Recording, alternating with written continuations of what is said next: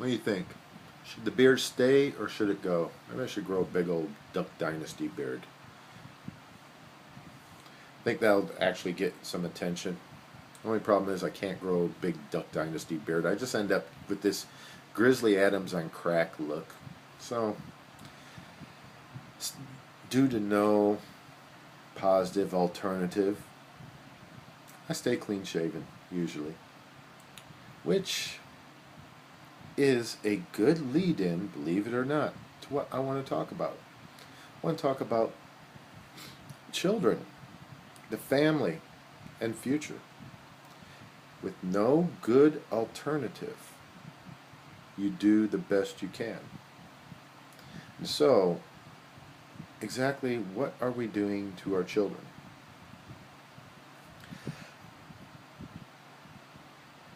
I know many of you have already put this together and you've done the 2 plus 2 equals 4.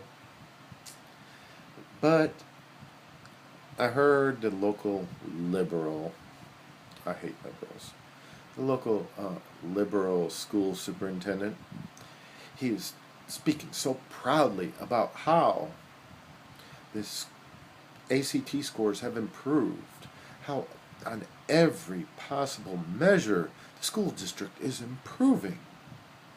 But then he had to go ahead and pick out the fact that children that are receiving some sort of government aid, their scores have actually dropped a little bit. Whether that aid is just subsidized lunches or more. Their scores are dropping. Now, this is usually a symptom of a broken family. When a child is receiving aid, it's because one of the parents is not present. It's a single parent household.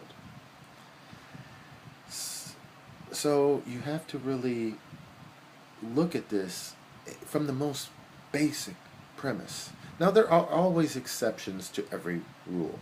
Do not get me wrong. I'm not saying that if you come from a broken family, you're doomed to be a failure. And I'm also not saying if you come from a family where you had both a mother and a father, you're guaranteed to do well. I'm living proof of that. I came from a family with a mother and father. Both were not the best parents in the world. I ended up dropping out. Last grade I finished was 8th. Later, it took me time to get my life together and actually get a university degree, to get a graduate degree. So I am not a shining example of what a family that stays together can accomplish. However, when the majority of successful teenagers, young adults, come from a solid family background and a sizable percentage of those who come from broken families end up less than successful, meaning that it could be crime or it could just be that they are closer to the poverty line, either young teenage parents, or they just never get a skill. They never fully excel and get an education or even finish their high school education. When the majority of these individuals come from broken homes, why do we really want the government to get involved? The government being involved is it's aggravating the problem. It requires dedication. Maybe, just maybe, people are too quick to divorce because they know that their children will be taken care of one way or another. If there was not that guarantee there, Maybe people would think twice before they had more children than they could afford. Maybe people would think twice before they separate over trivial reasons. Maybe people would think twice before they alienate their family and they don't have that family safety net to go to. And they immediately go running to the government. And thusly, you don't have the sort of one-on-one involvement that a child needs to become a positive influence, a positive member, a positive participating member of society. I just want you to think about that, because I was thinking about it today when I heard this information from the local superintendent. And I know my past is not the best example, but still, it makes me wish I could have done better in my own past, and I could have achieved more sooner. And just by having that knowledge and knowing that truth, hopefully I'll be able to create a brighter future for myself and for someone else. But one thing I do not want to rely on the government for anything.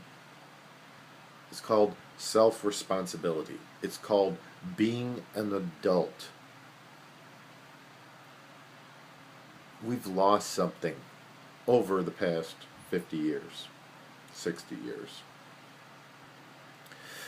You can debate about what that is, and you can debate if it truly is doing the damage to society that many people claim it is.